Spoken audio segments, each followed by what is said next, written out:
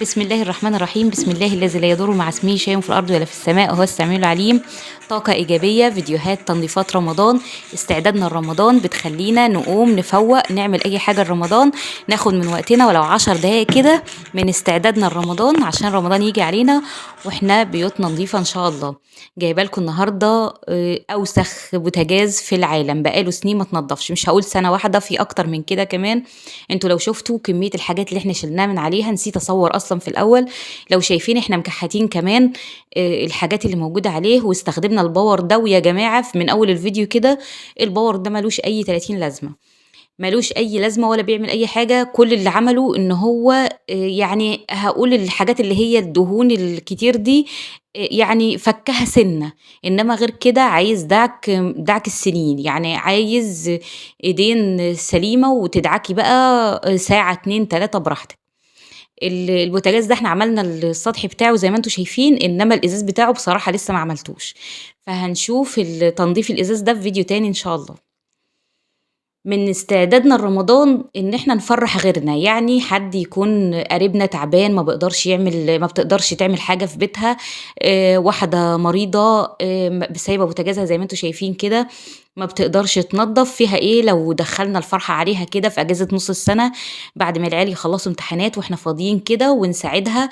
أختِك بقى، أمِّك، خالتِك، أي حد من عيلتِك تحسّي إن هو تعبان ومش قادر ينضّف، فيها إيه لو دخّلنا فرحة في بيتهم كده ونضّفنا لهم البوتاجاز أو أي حاجة كده في المطبخ تفرّحهم وتخلّيهم يستعدوا معانا لاستقبال رمضان. الخلطات كلّها اللي إحنا بنعملها، اللي هي الكربونات والخل والمَيّة السخنة والكلام ده، بصراحة ما جابش نتيجة مع البوتاجاز ده عشان كان فيه كمية حروق رهيبة. يعني السواد اللي حوالين العين ده حروق مش دهون، حاجات كده محروقة ومش مرّة ولا 2، يعني اتحرقت بقى على الزمن، يعني طول الزمن اللي فات ده بتتحرق. الحروق اللي حوالين العين دي ما بتروحش، يعني مهما عملتِ باور، مهما عملتِ أي خلطات، حطّي بقى بريل وكربونات وخل ومَيّة مغلية والكلام ده كلّه، ما بيأثّرش فيها تمامًا.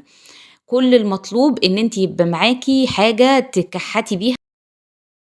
في الفيديو اللي قدّامكم ده الفرشة، أنا قصدي على الفرشة دي، واللي بتاع دي عاملة زي سكينة المعجون كده، بيبقى فيها حتّة معدن بتشيل كل الحاجات اللي بتبقى الحروق والدهون المتراكمة دي. أنا قصدي على دي إن إحنا نجيبها ونشتغل بيها. بتشيل معاكِ كل الحروق اللي في البوتاجاز، وبتشيل كمان الدهون المتراكمة في البوتاجاز، فحلوة جدًا، هاتوها لو لقيتوها. السلكة بتاعة الألمونيا العادية، السلكة الstainless دي اللي ما بتصدّيش، هي دي أحلى حاجة للبوتاجاز، إنما العادية دي بتتهري في إيدِك على طول وما بتكمّلش معاكِ ثواني يعني. فأنتِ عايزة سلكة كبيرة كده من السلك الstainless اللي بيبقى مدوّر ده، وتبدئي بقى كده تستعيني بالله كده، وتبدئي تدعكي بقى على قد ما تقدري. زي ما قُلت لِك اللي عاملة زي سكينة المعجون دي، أو الفُرَش بتبقى في فرشة stainless، فرشة معدن، مش فرشة بلاستيك، بتبقى السنان بتاعتها معدن كده. بتحاولي إن أنتِ تطلّعي بيها الحاجات دي، وتبدئي بقى تدعكي بقى على قد ما تقدري. ياخد بقى معاكِ على قد ما ياخد، يعني إيه، ما شاء الله ممكن ياخد معاكِ اليوم بحاله، تروحي وتيجي عليه كده، تعملي معاه واحدة، واحدة كده. إحنا بدأنا فيه خدنا ييجي ساعتين 2 دعك بس عشان نطلّع الحروق دي. بصراحة العين الكبيرة اللي الناحية دي أنا قُلت مش هتنضف اللي حواليها عشان الحروق اللي إحنا بنعمل فيها دي. الحروق اللي فيها الستانلس نفسه محروق، يعني مش حاجة طبقة، لأ، ده هو الستانلس نفسه محروق. فحاولنا كتير إن إحنا ندعك فيها، وما كنتش متوقعة إنها توصل للنتيجة النهائية، إن فعلًا عرفنا نشيل على قد ما قدرنا من الحروق دي، وفعلًا البوتاجاز رجع تاني يفرح. العين الكبيرة دي ما كانتش زي دي. بُصّوا الأولانية اللي إحنا فيها دي، اللي الصورة عليها دلوقتي وشايفين، الحروق دي مش طبقة، الحروق دي في الستانلس نفسه، الستانلس نفسه خلاص اتحرق. العين نفسها الشديدة والنار حرقت الستانلس وسابت عليه حروق بقى ما بتروحش. الباور بقى اللي ممكن يكون سهّل الدهون، دي الدهون، فالباور ممكن يكون سهّلها إنها تتشال بس برضه بدعك شديد. يعني أنا كنت متخيلة إن الباور هنرُش الباور ونسيبه شوية وندعك ثواني خلاص انتهى، زي ما إحنا بنسمع، أو التاني السترس نفس الوضع برضو ما بيشيلش، يعني ايه، عايز دعك كتير وعايز مجهود كبير جدا عشان يشيل الدهون ويشيل الحروق دي. هو اهم حاجة زي ما انا قلت لك الدعك، وحاجة ناشفة معانا نكحت بيها الحاجات دي.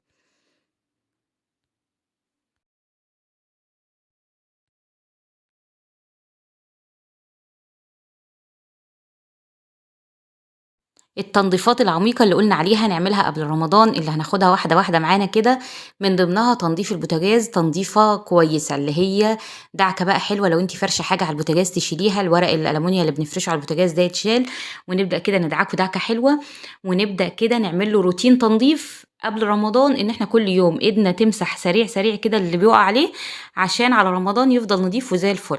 لو بعد كل ما تعملي أكل مرة واحدة في اليوم، مش هقولك كل ما تعملي فطار وكل ما تعملي غدا وكل ما تعملي عشاء، مرة واحدة في نهاية اليوم بعد ما تخلصي وانت بتغسلي المواعين كده، بالسبونشة بتاعت المواعين وهتمشي عليه، خلاص هي مرة واحدة هيرجع زي الفل، ونحافظ عليه كده طول رمضان، وما نحتاجش المجهود الرهيب اللي احنا بنعمله فيه ده. فاحنا اللي هنقلل من مجهودنا لما نعمل اللي علينا. يعني كل يوم يا ستي تعبانه النهارده، مش لازم النهارده، بكره برضو مش هيلحق انه يتراكم عليه دهون كتير، يا دوب برضو بالسبونشه وبحته قماشه او فوطه هتمسحي اللي عليه وخلاص انتهى.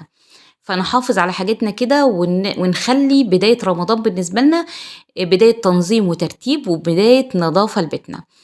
من التنظيفات العميقة الحاجات اللي احنا قلنا عليها في المطبخ، قلنا ترتيب الضلف والإدراج والحاجات دي. برضو هنبدأ في الأجهزة زي كده، يعني البوتاجاز هنبدأ نعمله في الأجازة ولما العيال يخلصوا امتحانات، ونبدأ واحدة واحدة كده نعمل له زي ما بنقول حماية العيد كده، نبدأ ناخده من فوق لتحت كده، نروقه ترويقة حلوة. والإزاز بتاعه طبعا هعمل لكم ده كمان معاكم في الفيديو، هنشيل اللزق اللي على الإزاز ونخليه زي الفل، ونبدأ نعمل روتين للحفاظ عليه، الحفاظ على البوتاجاز نفسه وعلى الإزاز وعلى كله، عشان يفضل نضيف ويفضل ما يتعبناش ولا ياخد المجهود اللي احنا بنعمله فيه لما نيجي ننضفه تنظيفة عميقة زي كده. انا مش بايد اللي بيفرشوا ورق على البوتاجاز، ليه تفرشي ورق وتيجي بعد كده تلاقيه محروق على البوتاجاز ومبوظه الستانلس بتاعه والكلام ده. لا، خلي ايدك فيه على طول، كل يوم اول باول كده اللي يقع عليه نمسحه على طول، وبسبونشه كده نصبنه ونمسحه وخلاص، هتلاقيه زي الفل وتحافظي عليه. انما لو انت اتكلتي ان انت فرشه عليه حاجه، خلاص ده انا فرشه عليه مش مشكله، النهارده نفوت وبكره نفوت، والاسبوع يجيب اسبوع والشهر يجيب شهر، ويفضل لحد ما يوصل للمنظر اللي احنا شايفينه ده. فانا ما بقيتش ان احنا نفرش عليه اي حاجه، خلوه كده قدامنا كده، نشوف اللي واقع عليه ونمسحه اول باول، ونبدا كده واحده واحده نغير طريقتنا في المطبخ، ونغير روتيناتنا ونغير طريقه تنظيفنا للمطبخ. شايفين كميه الحروق اللي اتشالت من على العيون، من حوالين العيون. مش هاقول دهون، يعني هو الدهون مش زي الحروق، الحروق هي اللي كانت رهيبة في البوتاجاز، العيون دي كبيرة وما شاء الله النار بتاعتها عالية جدًا، فهي دي اللي كانت حارقة الاستانلس ومبوظة الدنيا ومخلية شكله بالمنظر ده. أكتر عين زي ما قُلت لكم خدت شغل هي العين دي. كان الاستانلس حواليها، ما كنتش متوقعة إن هو هيرجع تاني نشوف الاستانلس، يعني أنا قُلت خلاص ده عمره ما هيرجع تاني استانلس، هيفضل كده ونرضى بيه على كده وخلاص. بس الحمد لله هتشوفوا في آخر الفيديو فعلًا اتغيّر تمام. العيون دي كمان هي عايزة تتغيّر، يعني لو لاحظتوا هتلاقوا إن الحديد بتاعها متاكل، الظهر بتاعها ده متاكل، فهي عايزة تتغيّر كلّها. هننقعها برضه ونغسلها وبعد كده إن شاء الله نبقى نغيّرها.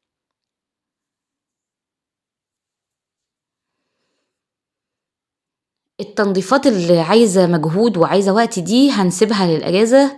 احنا قلنا دلوقتي مش هنتعب نفسنا في امتحاناتنا وكده في حاجات كتير تتعبنا وترهقنا، احنا بس مع روتين بيتنا كده شايفين العين دي الحروق اللي حواليها راحت. أنا باقول إن إحنا في الأيام العادية دي مش هنتعب نفسنا في التنضيف أوي، عشان ورانا مذاكرة وورانا امتحانات، فأول ما نخلّص امتحانات كده نبدأ كل يوم نمسك حاجة من التقيلة اللي زي البوتاجاز وزي التلاجة وزي السيراميك بتاع المطبخ كده، كل يوم حاجة بسيطة كده، إن شاء الله على دخول رمضان يبقى مطبخنا زي الفل.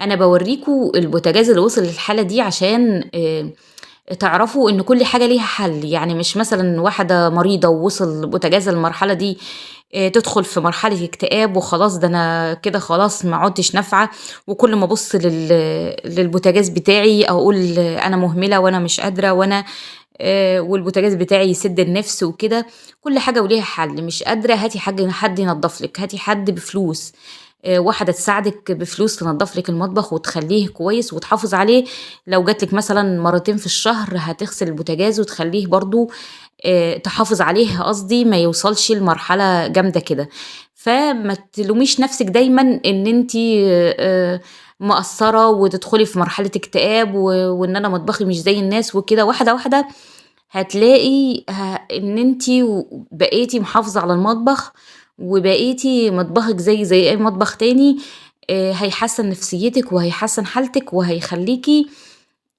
مُقبلة كده على الدنيا، على فكرة قِلّة نضافة المطبخ بتجيب اكتئاب للستات رهيب، يعني أنتِ لمّا تدخلي مطبخِك وتلاقي نفسِك ما أنتيش قادرة تعملي حاجة، وفي حاجة مش نضيفة بتطلعي منه وأنتِ داخلة وأنتِ واخدة طاقة سلبية رهيبة، فإحنا عايزين نسيب الطاقة السلبية دي وما يبقاش في حياتنا الأيام الجاية غير طاقة إيجابية، شغّلي شوية قرآن كده حواليكِ، استعيني بالله كده وقولي بسم الله توكلت على الله، وادخلي كده واحدة، واحدة على كل حاجة في المطبخ، كل رُكن في المطبخ هتعمليه، مش وزي ما قُلت لِك مش كلّه في يوم واحد، هنعمل النهارده حاجة، بُكرة هنقعد فاضيين، هنرتاح، بعده هنعمل حاجة، بعده هنقعد فاضيين، يعني حاولي إن أنتِ تقسّمي وقتِك وتقسّمي مجهودِك عشان ما تتعبيش وما ترهقيش، وفي نفس الوقت تاخدي النتيجة اللي أنتِ عايزاها.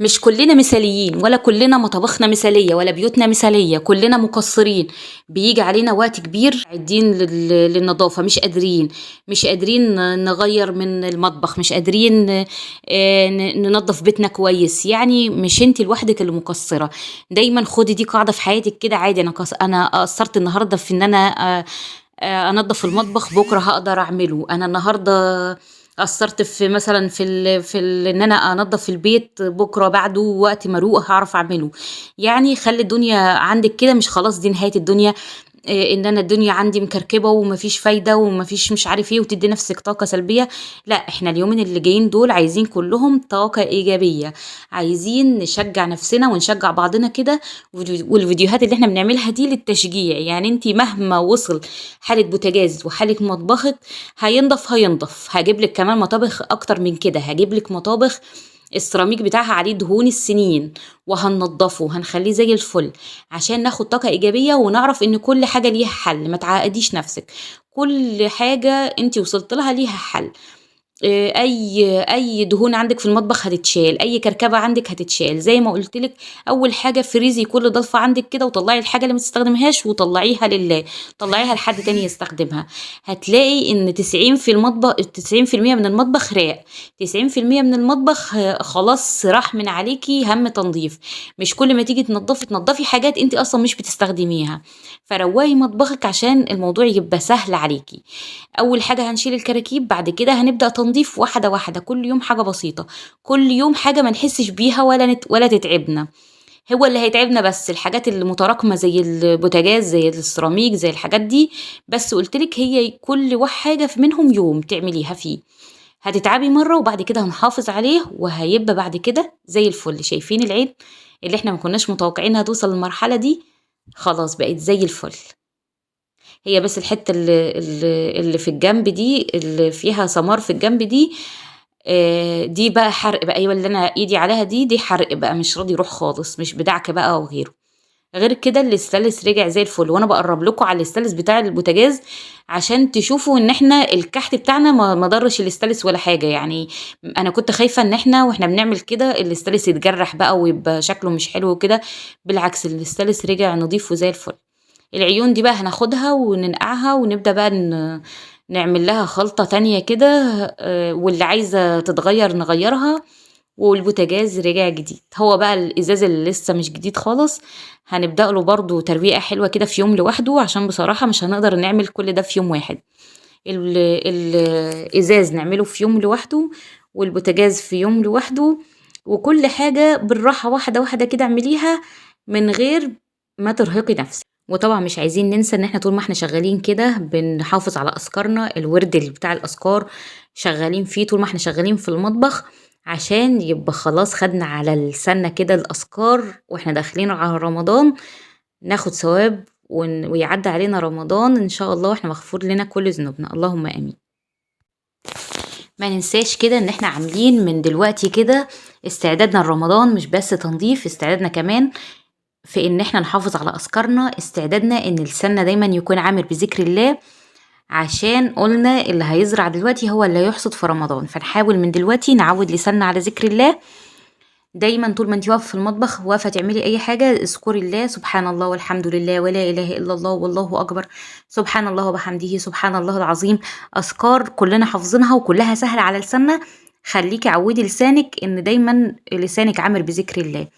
ممكن نقول سبحان الله وبحمده عدد خلقه ورضا نفسه وزنة عرشه ومداد كلماته، قوليها عدد مرات زي ما أنتِ عايزة، قولي اللهم صل وسلم وبارك على سيدنا محمد وعلى آله وصحبه أجمعين، عدد المرات برضه اللي أنتِ عايزاها. حاولي تخلّي لسانِك دايمًا عامر بذكر الله عشان تيجي في رمضان تلاقي إن لسانِك واخد على كده، مش لسه هتبدئي في رمضان إنِّك تعوّدي نفسِك، إحنا قُلنا عايزين نزرع في رجب وشعبان ونحصد إن شاء الله في رمضان. فنحافظ على أذكارنا زي ما بنحافظ على بيوتنا وعلى نضافة بيوتنا، نحافظ على أذكارنا. ونفسي كمان إحنا داخلين على خلاص الأجازة، الامتحانات هتخلص والأجازة هتيجي، نحاول نخلّي ولادنا يعملوا زي ما إحنا بنعمل، يعني نحاول النهارده نعمل كده زي برطمان كده نحط فيه كل الأذكار البسيطة اللي الأطفال ممكن يحفظوها بسهولة، وكل يوم نجمّعهم، ويا جماعة إحنا النهارده هنختار ذكر هنشوف هيطلع لنا ذكر إيه، نفضل نقوله طول النهار، وهنشوف مين اللي أكبر عدد هيقوله مثلًا، أنت هتقوله 5 مرات لأ أنت هتقول 10 ده أنت هتقوله 20 ده أنت هتقوله 100 مرة، نشوف أكتر واحد هيقول الأذكار وده يبقى فايز النهارده، فإحنا نعوّدهم كده على ذكر الله، يعني مثلًا إيه، اكتبي مثلًا في ورق صغير كده ملوِّن سبحان الله وبحمده سبحان الله العظيم. ورقة تانية ممكن الله أكبر، ورقة تالتة الحمد لله، ورقة أستغفر الله العظيم وأتوب إليه، يعني حاولي تنوّعي في الأذكار كده وتحطيها من كتر التكرار الأطفال هيحفظوها، يعني أنتِ كل يوم بنطلّع ورقة مكتوب فيها إيه، هتلاقي الطفل مهما كان سنّه الموضوع بيعجبه وبيحفظ، هيحفظ الذكر وكمان هتاخدي ثواب إن أنتِ حفّظتِ طفل صغير ذكر كده هيدنّه على لسانه طول العمر. كل ما يقولوا أنتِ اللي هتاخدي ثواب عشان أنتِ اللي علمتيه له. كنا زمان دايمًا نسمع يقولوا حاولوا تحفّظوا الأطفال سورة الفاتحة، اتسابقوا إنكم تحفّظوا طفل سورة الفاتحة، ليه؟ سمعتها مرّة زمان كانوا يقولوا إن أنتِ لو حفّظتِ طفل سورة الفاتحة هيفضل طول عمره يصلّي بسورة الفاتحة، كل ما ييجي يصلّي هتاخدي الثواب إن أنتِ اللي حفّظتيه السورة دي.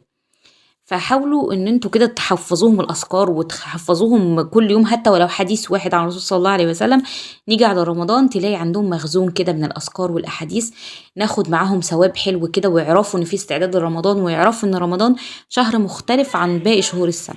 اللهم بلغنا رمضان وإحنا في أتم الصحة وأفضل حال، اللهم آمين.